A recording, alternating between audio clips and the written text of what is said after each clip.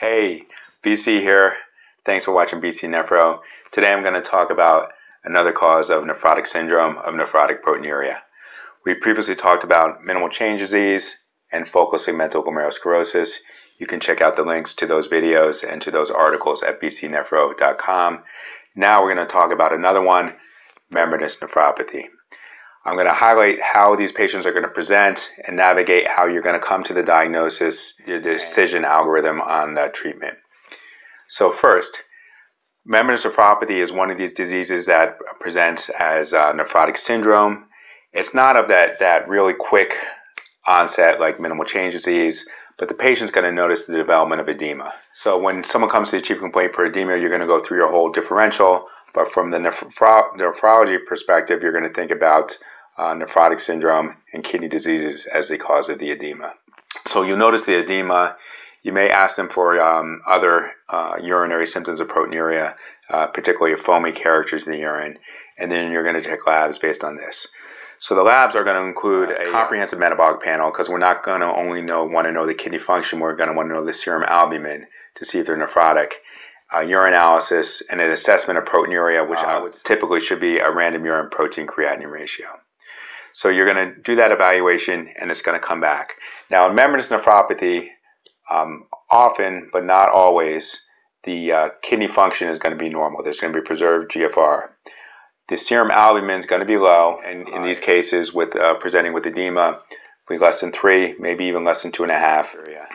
And then your protein creatinine ratio will be high in the nephrotic range, which is typically a ratio of greater than 3 or 3.5 grams of protein to grams of creatinine. So you're going to get this evaluation back. Now your next evaluation, the second part, once you have this data, is to do serologies. Now there's a number of serologies. You can check a link to the article on the evaluation of proteinuria where there's a whole list of serologies. But the serology that's most appropriate and actually most interesting that they discovered, the pathologic antibody that causes the majority of cases of primary membranous nephropathy. And that's something called the phospholipase A2 receptor antibody, PLA2R antibody.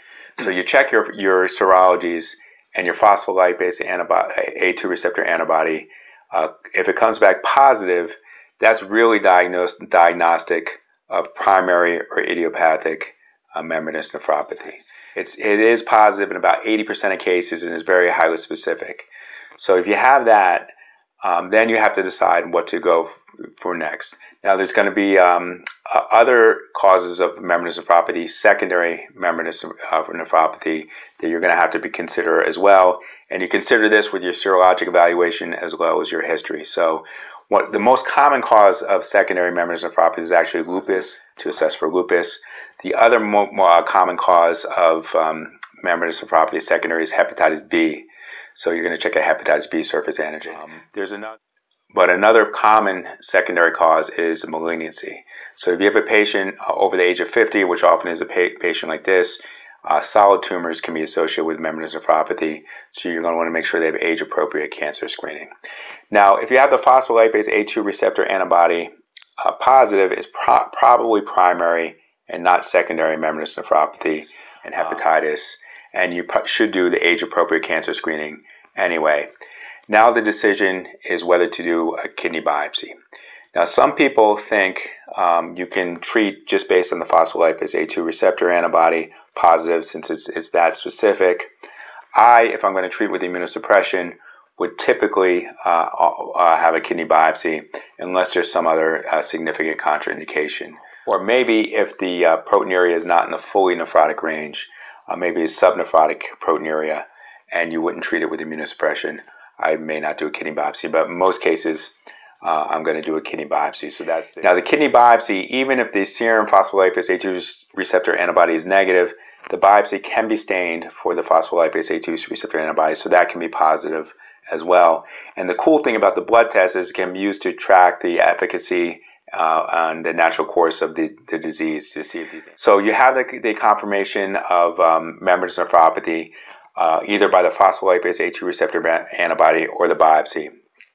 Now, if the staining is negative and negative in the blood, then you're going to need to think about the secondary causes and do that evaluation that we talked about.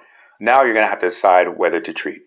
Now, it's typically recommended that to wait 6 months without treatment with immunosuppression because there's a significant chance of spontaneous remission. So what you're going to do during this time is you're going to treat them with ACE inhibitors, angiotensin receptor blockers, track the proteinuria. You're going to check their lipid profile because they're nephrotic. Treat that. Treat their edema with loop diuretics. Treat their hypertension, and you're going to track their kidney function and their proteinuria over 6 months, unless it's very severe to begin with. And if it's very severe to begin with, or if there's not a significant improvement over the 6 months, you're going to go on to the immunosuppressive therapy. Now, by very severe to begin with, they typically say if there's more than 8 grams of proteinuria, or if the kidney function is already abnormal, these are high risk factors, or the phospholipase A2 receptor antibody titer is like off the charts. These are risk factors and that you may not want to wait the 6 months and start your immunosuppression therapy earlier. Now, the immunosuppression therapy, like any glomerular disease, is either going to be cyclophosphamide, rituximab, or calcineurin inhibitors.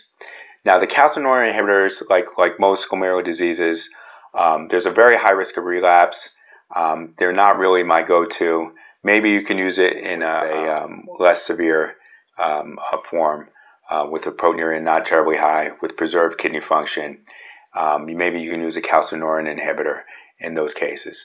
But otherwise, most people are going to use rituximab or cyclophosphamide. Now, in the mild to moderate cases, rituximab may make sense. For my preference regimen with cyclophosphamide and corticosteroids over a 6-month period, I've found that this regimen really durable remission.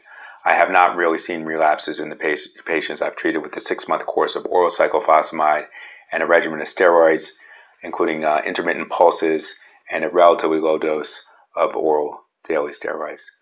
So there you have it. That's any comments or questions, leave them below or email me at brian@bcnephro.com.